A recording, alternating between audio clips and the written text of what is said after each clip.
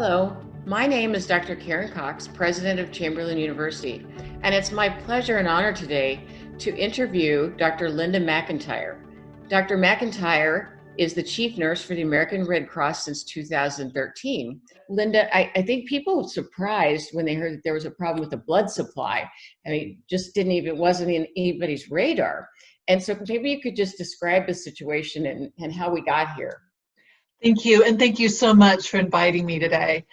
So right now, the American Red Cross has been able to meet the immediate needs thanks to the generosity of the public amid this coronavirus pandemic.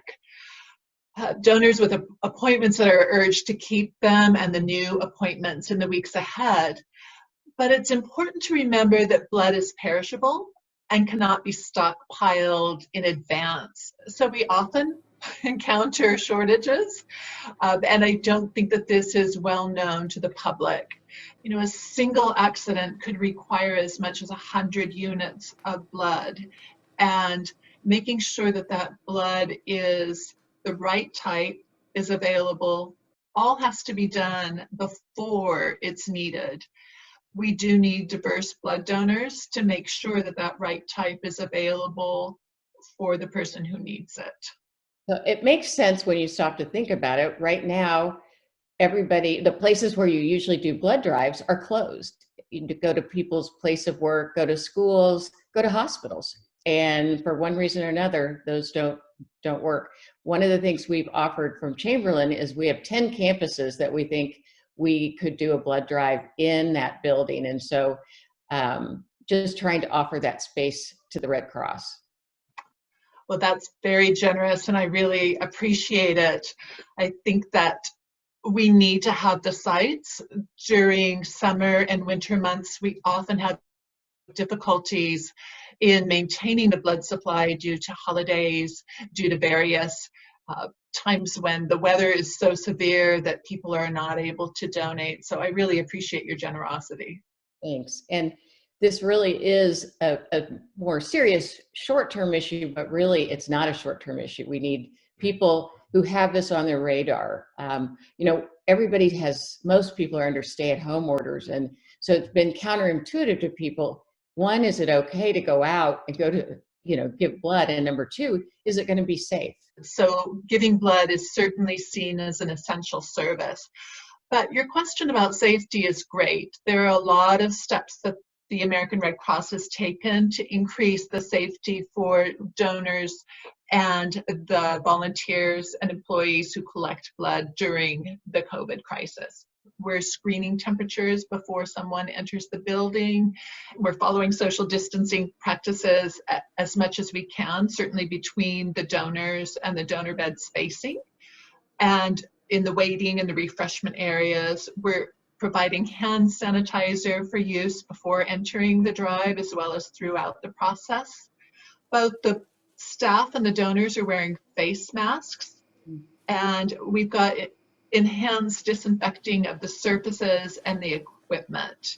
So all of those things are there to help increase the safety for everybody as we collect this life-saving blood. Sounds very well thought out and definitely sounds safe. And one of the things that we're doing at Chamberlain is sharing this video in our social media, just so our colleagues, our faculty, know what the need is and the opportunities. Is there any other information you'd like to share to potential blood donors? Well, for potential blood donors, it would be just thank you, and thank you. This is such a gift, and it can impact or save 3 different lives from one donation. One thing that we really do need in many areas, and while the need varies, there are needs for volunteers to be blood donor ambassadors, volunteer screeners, and even transportation specialists. One thing that people might not be aware of is we ask volunteers to help transport the blood so that it gets to where it's needed. And with the social distancing, and many of our volunteers have higher risk for COVID right now, and so we're asking those who can participate safely and in person would sign up for these volunteer opportunities. And as I said, those vary by area, but redcross.org has a place that talks about the volunteer opportunities, and people can enter their zip codes to learn more about what's available in their area.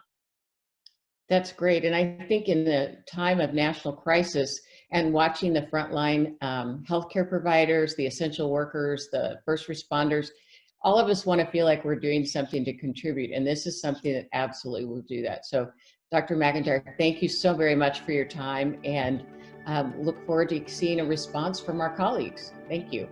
Well, thank you, and thank you for all that Chamberlain is doing to support this essential need right now. So thank you very, very much.